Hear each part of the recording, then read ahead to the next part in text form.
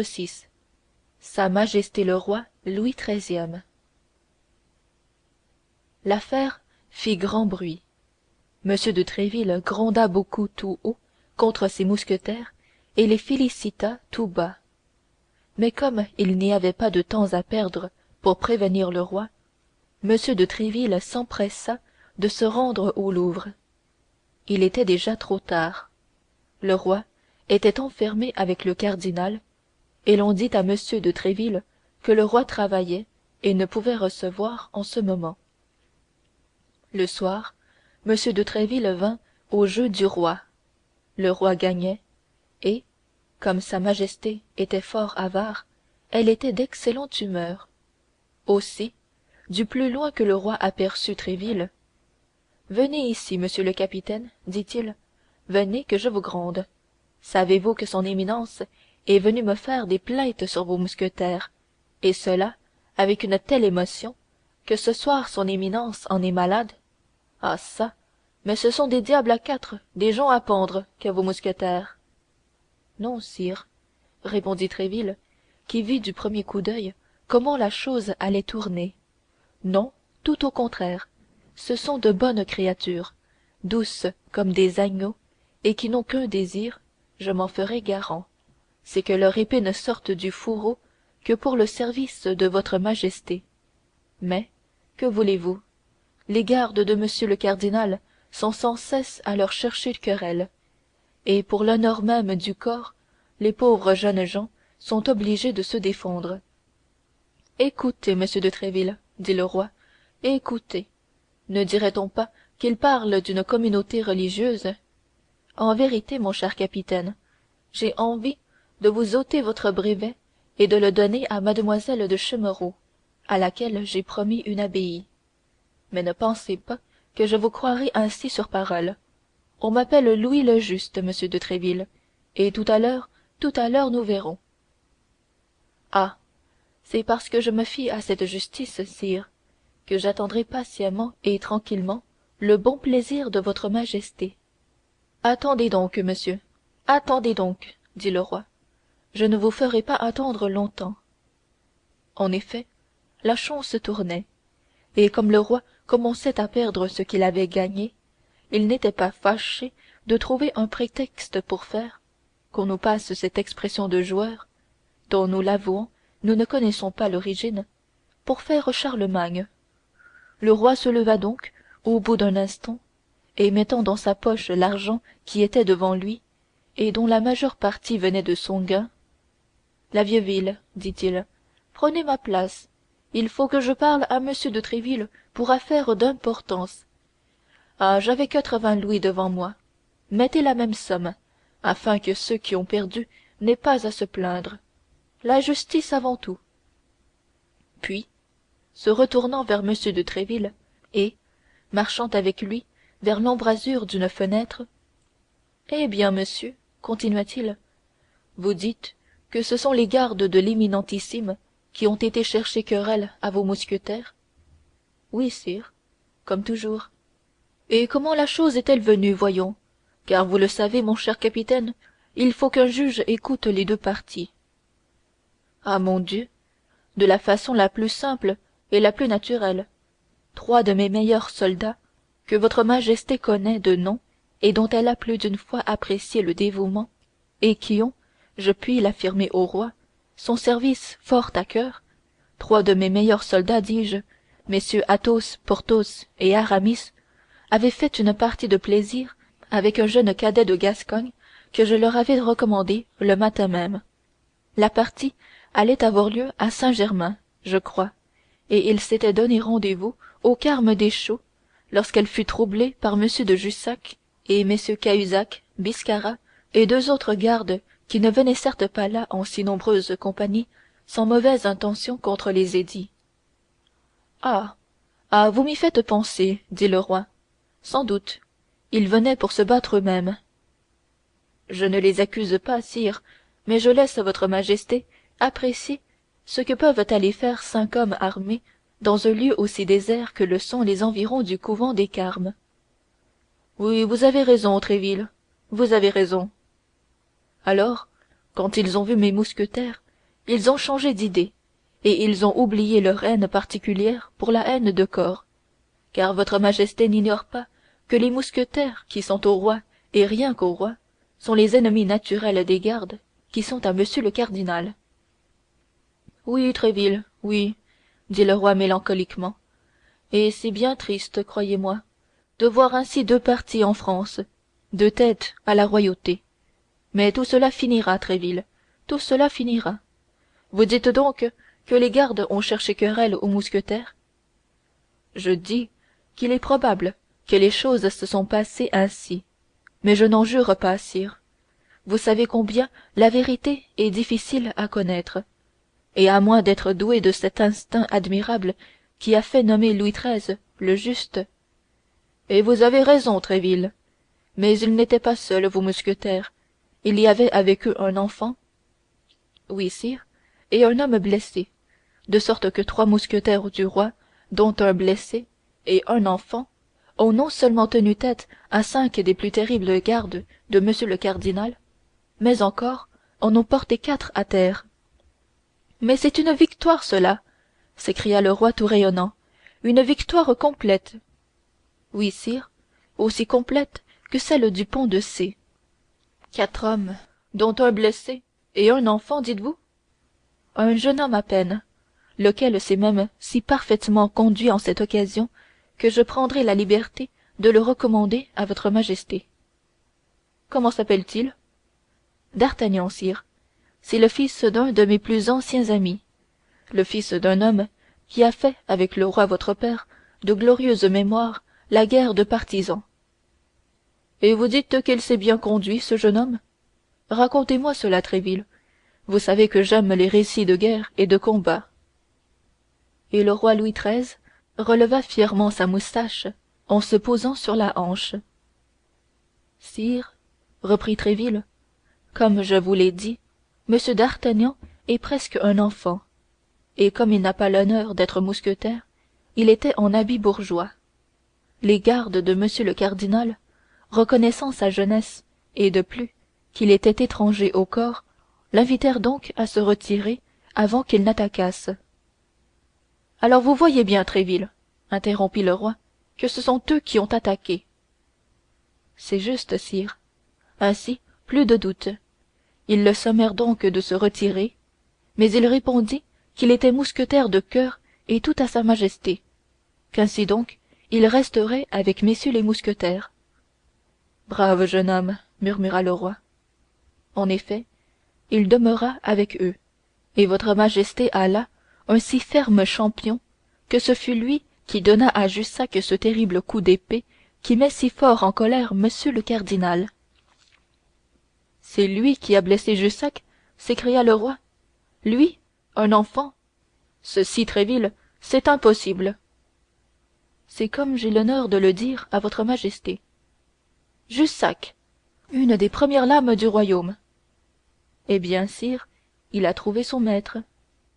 Je veux voir ce jeune homme, Tréville, je veux le voir, et si l'on peut faire quelque chose, eh bien nous nous en occuperons. Quand votre majesté daignera-t-elle le recevoir? Demain à midi, Tréville. L'amènerai-je seul? Non, amenez-les-moi tous les 4 ensemble. Je veux les remercier tous à la fois. Les hommes dévoués sont rares, Tréville, et il faut récompenser le dévouement. À midi, sire, nous serons au Louvre. Ah, par le petit escalier, Tréville, par le petit escalier. Il est inutile que le cardinal sache. Oui, sire. Vous comprenez, Tréville, un édit est toujours un édit. Il est défendu de se battre, au bout du compte. Mais cette rencontre, sire, sort tout à fait des conditions ordinaires d'un duel. C'est une rixe, et la preuve, c'est qu'ils étaient 5 gardes du cardinal contre mes 3 mousquetaires et M. d'Artagnan. C'est juste, dit le roi. Mais n'importe, Tréville. Venez toujours par le petit escalier. Tréville sourit. Mais comme c'était déjà beaucoup, pour lui, d'avoir obtenu de cet enfant qu'il se révoltât contre son maître, il salua respectueusement le roi, et avec son agrément, prit congé de lui. Dès le soir même, les 3 mousquetaires furent prévenus de l'honneur qui leur était accordé. comme ils connaissaient depuis longtemps le roi, ils n'en furent pas trop échauffés. Mais d'Artagnan, avec son imagination gasconne, y vit sa fortune à venir, et passa la nuit à faire des rêves d'or. Aussi, dès 8 heures du matin, était-il chez Athos. D'Artagnan trouva le mousquetaire tout habillé et prêt à sortir. Comme on n'avait rendez-vous chez le roi qu'à midi, il avait formé le projet, avec Porthos et Aramis, d'aller faire une partie de paume dans un tripot situé tout près des écuries du Luxembourg. Athos invita d'Artagnan à les suivre, et malgré son ignorance de ce jeu, auquel il n'avait jamais joué, celui-ci accepta, ne sachant que faire de son temps, depuis 9 heures du matin qu'il était à peine, jusqu'à midi. Les deux mousquetaires étaient déjà arrivés et pelotaient ensemble. Athos, qui était très fort à tous les exercices du corps, passa avec d'Artagnan du côté opposé, et leur fit défi. Mais au premier mouvement qu'il essaya, quoiqu'il jouât de la main gauche, il comprit que sa blessure était encore trop récente pour lui permettre un pareil exercice. D'Artagnan resta donc seul, et comme il déclara qu'il était trop maladroit pour soutenir une partie en règle, on continua seulement à s'envoyer des balles sans compter le jeu. Mais une de ces balles, lancée par le poignet herculéen de Porthos, passa si près du visage de d'Artagnan qu'il pensa que si, au lieu de passer à côté, elle eût donné dedans, son audience était probablement perdue, attendu qu'il lui eût été de toute impossibilité de se présenter chez le roi. Or, comme de cette audience, dans son imagination gasconne, dépendait tout son avenir, il salua poliment Porthos et Aramis, déclarant qu'il ne reprendrait la partie que lorsqu'il serait en état de leur tenir tête, et il s'en revint prendre place près de la corde et dans la galerie. Malheureusement pour d'Artagnan, parmi les spectateurs se trouvait un garde de son éminence, lequel, tout échauffé encore de la défaite de ses compagnons, arrivé la veille seulement, s'était promis de saisir la première occasion de la venger. Il crut donc que cette occasion était venue, et s'adressant à son voisin, il n'est pas étonnant, dit-il, que ce jeune homme ait eu peur d'une balle. C'est sans doute un apprenti mousquetaire. D'Artagnan se retourna comme si un serpent l'eût mordu, et regarda fixement le garde qui venait de tenir cet insolent propos. Pardieu, reprit celui-ci en frisant insolemment sa moustache, regardez-moi tant que vous voudrez, mon petit monsieur.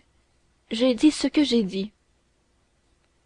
Et comme ce que vous avez dit est trop clair pour que vos paroles aient besoin d'explication, répondit d'Artagnan à voix basse, je vous prierai de me suivre. Et quand cela, demanda le garde avec le même air railleur. Tout de suite, s'il vous plaît. Et vous savez qui je suis, sans doute? Moi, je l'ignore complètement, et je ne m'en inquiète guère. Et vous avez tort, car si vous saviez mon nom, peut-être seriez-vous moins pressé. Comment vous appelez-vous? Bernajoux, pour vous servir. Eh bien, monsieur Bernajoux, dit tranquillement d'Artagnan, je vais vous attendre sur la porte. Allez, monsieur, je vous suis. Ne vous pressez pas trop, monsieur, qu'on ne s'aperçoive pas que nous sortons ensemble. Vous comprenez que, pour ce que nous allons faire, trop de monde nous gênerait. C'est bien, répondit le garde, étonné que son nom n'eût pas produit plus d'effet sur le jeune homme. En effet, le nom de Bernajoux était connu de tout le monde, de d'Artagnan seul excepté peut-être, car c'était un de ceux qui figuraient le plus souvent dans les rixes journalières que tous les édits du roi et du cardinal n'avaient pu réprimer. Porthos et Aramis étaient si occupés de leur partie, et Athos les regardait avec tant d'attention qu'ils ne virent pas même sortir leur jeune compagnon, lequel, ainsi qu'il l'avait dit au garde de son éminence, s'arrêta sur la porte. Un instant après, celui-ci descendit à son tour. Comme d'Artagnan n'avait pas de temps à perdre, vu l'audience du roi, qui était fixée à midi, il jeta les yeux autour de lui, et voyant que la rue était déserte, ma foi, dit-il à son adversaire, il est bien heureux pour vous, quoique vous vous appeliez Bernajoux, de n'avoir affaire qu'à un apprenti mousquetaire. Cependant, soyez tranquille, je ferai de mon mieux. En garde. Mais, dit celui que d'Artagnan provoquait ainsi, il me semble que le lieu est mal choisi, et que nous serions mieux derrière l'abbaye de Saint-Germain ou dans le pré aux Clercs. Ce que vous dites est plein de sens, répondit d'Artagnan. Malheureusement, j'ai peu de temps à moi, ayant un rendez-vous à midi juste. En garde donc, monsieur, en garde. Bernajoux n'était pas homme à se faire répéter 2 fois un pareil compliment. Au même instant, son épée brilla à sa main, et il fondit sur son adversaire que, grâce à sa grande jeunesse, il espérait intimider. Mais d'Artagnan avait fait la veille son apprentissage, et tout frais émoulu de sa victoire, tout gonflé de sa future faveur, il était résolu à ne pas reculer d'un pas. Aussi, les 2 fers se trouvèrent-ils engagés jusqu'à la garde, et comme d'Artagnan tenait ferme à sa place, ce fut son adversaire qui fit un pas de retraite. Mais d'Artagnan saisit le moment où, dans ce mouvement, le fer de Bernajoux déviait de la ligne. Il dégagea, se fendit et toucha son adversaire à l'épaule. Aussitôt, d'Artagnan, à son tour, fit un pas de retraite et releva son épée. Mais Bernajoux lui cria que ce n'était rien, et se fendant aveuglément sur lui, il s'enferra de lui-même. Cependant, comme il ne tombait pas, comme il ne se déclarait pas vaincu, mais que seulement il rompait du côté de l'hôtel de M de la Trémouille, au service duquel il avait un parent, d'Artagnan, ignorant lui-même la gravité de la dernière blessure que son adversaire avait reçue, le pressait vivement, et sans doute allait-il l'achever d'un 3e coup, lorsque la rumeur qui s'élevait de la rue s'étant étendue jusqu'au jeu de paume, 2 des amis du garde, qui l'avaient entendu échanger quelques paroles avec d'Artagnan, et qui l'avaient vu sortir à la suite de ces paroles, se précipitèrent l'épée à la main hors du tripot et tombèrent sur le vainqueur. Mais aussitôt, Athos, Porthos et Aramis parurent à leur tour, et au moment où les 2 gardes attaquaient le jeune camarade, les forcèrent à se retourner. En ce moment, Bernajoux tomba, et comme les gardes étaient seulement 2 contre 4, ils se mirent à crier: à nous l'hôtel de la Trémouille. À ces cris, tout ce qui était dans l'hôtel sortit, se ruant sur les 4 compagnons, qui de leur côté se mirent à crier: à nous mousquetaires. Ce cri était ordinairement entendu, car on savait les mousquetaires ennemis de son éminence, et on les aimait pour la haine qu'ils portaient au cardinal. Aussi, les gardes des autres compagnies que celles appartenant au duc rouge, comme l'avait appelé Aramis, prenaient-ils en général parti dans ces sortes de querelles pour les mousquetaires du roi. 2-3 gardes de la compagnie de M des Essarts qui passaient, 2 vinrent donc en aide aux 4 compagnons, tandis que l'autre courait à l'hôtel de M de Tréville, criant: à nous mousquetaires, à nous. Comme d'habitude, l'hôtel de M de Tréville était plein de soldats de cette arme, qui accoururent au secours de leurs camarades. La mêlée devint générale, mais la force était aux mousquetaires. Les gardes du cardinal et les gens de M de la Trémouille se retirèrent dans l'hôtel, dont ils fermèrent les portes assez à temps pour empêcher que leurs ennemis n'y fissent irruption en même temps qu'eux. Quant aux blessés, il y avait été tout d'abord transporté, et, comme nous l'avons dit, en fort mauvais état. L'agitation était à son comble parmi les mousquetaires et leurs alliés, et l'on délibérait déjà si, pour punir l'insolence qu'avaient eue les domestiques de M de la Trémouille de faire une sortie sur les mousquetaires du roi, on ne mettrait pas le feu à son hôtel. La proposition en avait été faite et accueillie avec enthousiasme, lorsque heureusement 11 heures sonnèrent. D'Artagnan et ses compagnons se souvinrent de leur audience, et comme ils eussent regretté que l'on fît un si beau coup sans eux, ils parvinrent à calmer les têtes. On se contenta donc de jeter quelques pavés dans les portes, mais les portes résistèrent. Alors on se lassa. D'ailleurs, ceux qui devaient être regardés comme les chefs de l'entreprise avaient depuis un instant quitté le groupe et s'acheminaient vers l'hôtel de M. de Tréville, qui les attendait, déjà au courant de cette algarade. Vite au Louvre, dit-il, au Louvre, sans perdre un instant, et tâchons de voir le roi avant qu'il soit prévenu par le cardinal. Nous lui raconterons la chose comme une suite de l'affaire d'hier, et les deux passeront ensemble. M. de Tréville, accompagné des 4 jeunes gens, s'achemina donc vers le Louvre, mais, au grand étonnement du capitaine des mousquetaires, on lui annonça que le roi était allé courir le cerf dans la forêt de Saint-Germain. M. de Tréville se fit répéter 2 fois cette nouvelle, et à chaque fois ses compagnons virent son visage se rembrunir. Est-ce que sa majesté, demanda-t-il, avait dès hier le projet de faire cette chasse? Non, votre excellence, répondit le valet de chambre, c'est le grand veneur qui est venu lui annoncer ce matin qu'on avait détourné cette nuit un cerf à son intention. Il a d'abord répondu qu'il n'irait pas. Puis, il n'a pas su résister au plaisir que lui promettait cette chasse, et après le dîner, il est parti. Et le roi a-t-il vu le cardinal? Demanda M. de Tréville. Selon toute probabilité, répondit le valet de chambre, car j'ai vu ce matin les chevaux au carrosse de son éminence. J'ai demandé où elle allait, et l'on m'a répondu à Saint-Germain. Nous sommes prévenus, dit M. de Tréville. Messieurs, je verrai le roi ce soir, mais quant à vous, je ne vous conseille pas de vous y hasarder. L'avis était trop raisonnable, et surtout venait d'un homme qui connaissait trop bien le roi pour que les 4 jeunes gens essayassent de le combattre. M. de Tréville les invita donc à rentrer chacun chez eux et à attendre de ses nouvelles. En entrant à son hôtel, M. de Tréville songea qu'il fallait prendre date en portant plainte le premier. Il envoya un de ses domestiques chez M. de la Trémouille avec une lettre dans laquelle il le priait de mettre hors de chez lui le garde de M. le cardinal et de réprimander ces gens de l'audace qu'ils avaient eue de faire leur sortie contre les mousquetaires.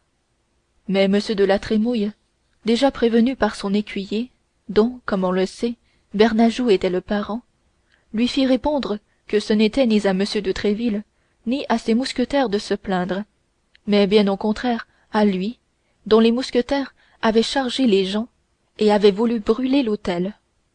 Or, comme le débat entre ces 2 seigneurs eût pu durer longtemps, chacun devant naturellement s'entêter dans son opinion, M. de Tréville avisa un expédient qui avait pour but de tout terminer.